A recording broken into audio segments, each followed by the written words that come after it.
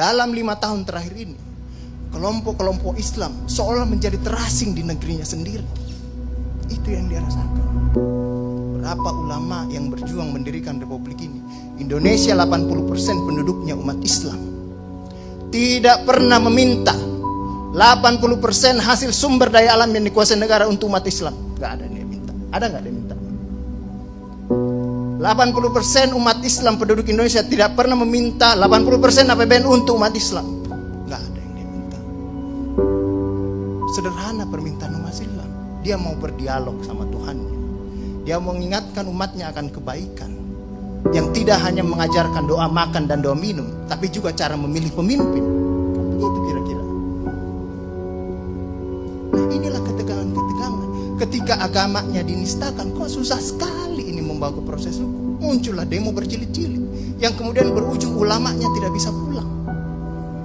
Belum lagi penghujung, kemudian ada agama yang diperhadapkan sebagai musuh besar Pancasila. Nah, ini yang menarik menurut saya. Saya ini Islam, tapi bukan pengetahuan Islamnya seperti Ustadz Ali Muhtar Ngabalin dan Abu Bakar, Ustadz Abu Bakar.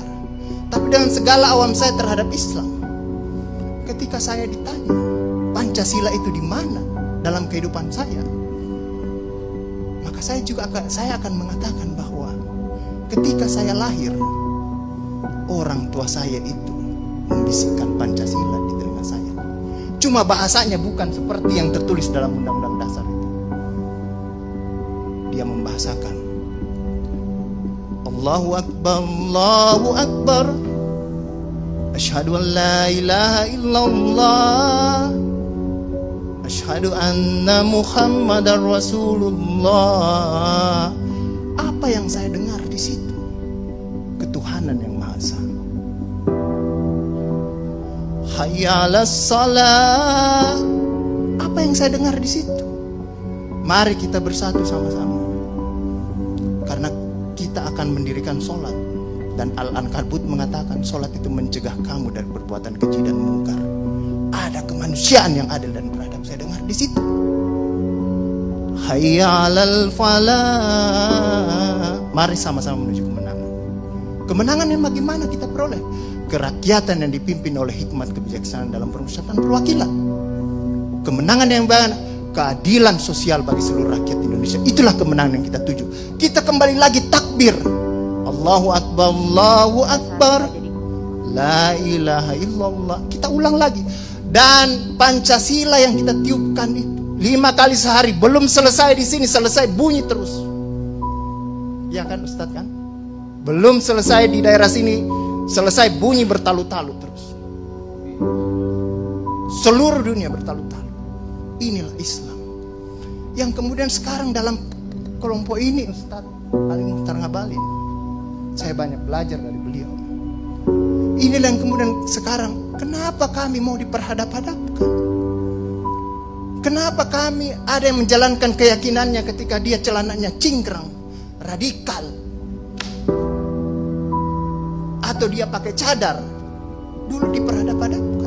Saya Indonesia, saya Pancasila, ada dulu itu banyak sekali seperti itu.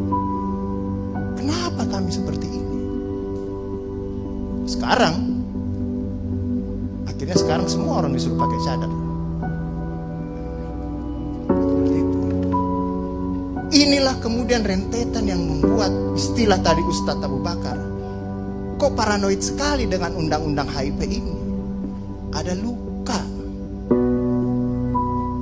Ada luka yang tadinya sudah mulai mengering, dilupakan. Tapi tiba-tiba ini kemudian dikhawatirkan, jangan sampai Pancasila ini mau dipakai sebagai instrumen untuk membibirkan kelompok Islam dan republik ini. Apalagi kalau kita baca RUU itu, memegang kekuasaan pembinaan ideologi Pancasila ada sama presiden. Saya juga baca-baca sekilas tadi. Kok di situ ditulis pendidikan nasional menurut undang-undang ini itu berubah. Tujuan pendidikan nasional oleh Undang-Undang Dasar mengatakan bahwa beriman, bertakwa, berakhlak mulia. Di sini diciptakan pendidikan nasional itu bertujuan untuk menjadi tenaga ahli dan terampil. Ini kan mau dikatakan kasih jadi tukang ini bagi kapitalis kalau seperti itu berpikirnya.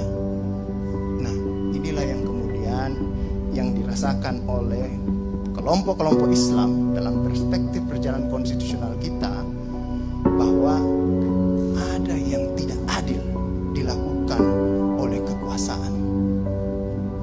Kelompok Islam selama ini tadi yang saya katakan tidak pernah meminta apa-apa. Paling jauh kelompok-kelompok Islam mungkin dapat honor dari negara.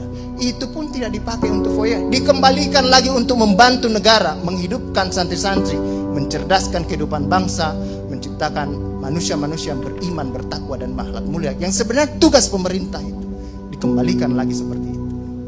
Itulah yang kemudian mulailah sekarang kelompok Islam sangat hati-hati kalau kemudian Pancasila ditiupkan terus, seolah-olah ini mau dijadikan instrumen untuk memarjinalkan Pancasila.